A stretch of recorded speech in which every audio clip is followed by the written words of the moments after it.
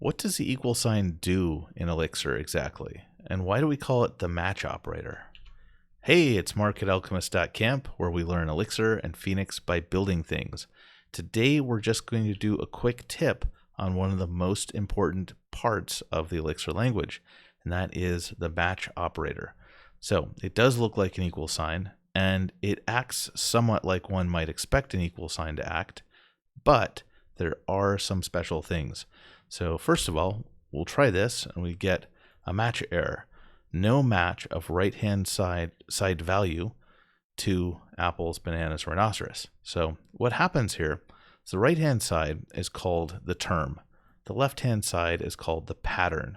We're trying to match the pattern against the term. Both sides are tuples, but the first element of the tuple is the number 1 in the left side and the number 2 in the right side, so it doesn't match and it fails. We get an error. If we don't have the 1 and the 2 in the expression though, it will match. The reason for this is because a match operator will also assign values to variables in the left-hand side. So we couldn't assign the value of 2 to the number 1, but we can assign values to foo, bar, and baz since they're each just variables.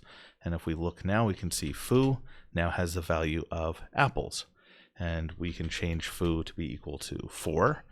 And now foo is equal to 4.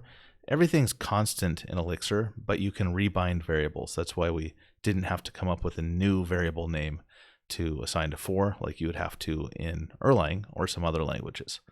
Now, if we run this again, we'll just rebind foo back to apples like it was.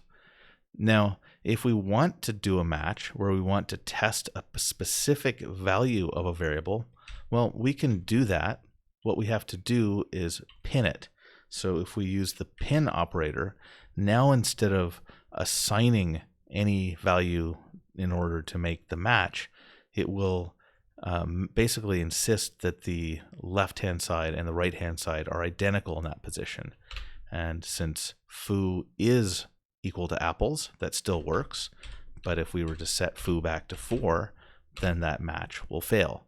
You'll see this fairly often in Ecto queries, but the pin operator is still fairly uncommon. Now, another thing we can do is a match where we don't care what the value of part of it is.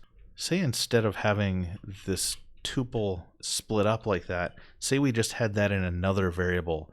We'll call that variable t. Say this comes in from a function. So we've got this variable t. We want to extract, say, the second item out of it. We can do a match like this, where the underscore basically is a wildcard that will match anything, and we don't capture the value.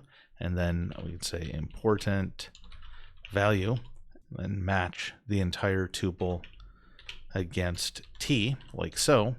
And it does match, and we've bound the important value with the value bananas. So we can use a wildcard if we don't know what's in the match.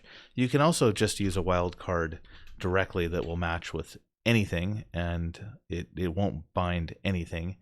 You'll probably see this most often in a case statement or a function head. And that's really all there is to it. The right-hand side is called the term. The left-hand side is called the pattern.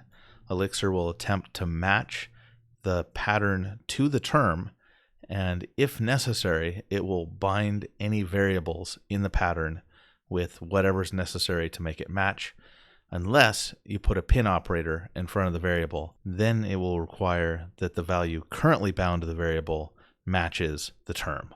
If you learned something from this Elixir tip, then go to my newsletter, type in your name, your email, and join. I'll send you summaries with links to my newest tutorials, articles, interviews, and projects. Of course, you can unsubscribe at any time.